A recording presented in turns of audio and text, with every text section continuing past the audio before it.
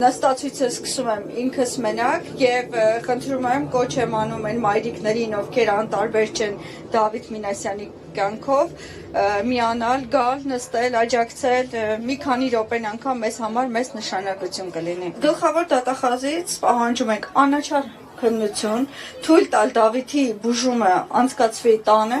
եւ իր ընտանիքի հոգատարության ներքո, եւ այս պայծրությամբ շատ քրիտիկական է նաեւ Դավիթի իրավիճակը, թույլ տալ ստանալ լիարժեք բուժում եւ փոխվի այն մեղադրանքները, որոնք ներկայացվել են։ Մենք գիտենք, որ Դավիթը մեղավոր չի եւ այս պայծրությամբ փորձում ենք մոբիլիզացիա անել եւ ներգրավել շատ մարդկանց այս հարցի շուրջ ուշադրություն գրավելու համար։ Ես էլ եմ ծնող, ես էլ համարյա այդ տարիքի տղա ունեմ եւ աջակցություն երեխային 10 տարեկան երեխա է եւ վատառողջ ես համարում եմ, որ իշխանությունները պետք է այնքան հմուտ լինեն, որ եւ մեծահոգի, որ տարբերեն իրական հանցագործներին սովորական մարդկանցից, հատկապես երբ որ երեխա է, չի կարելի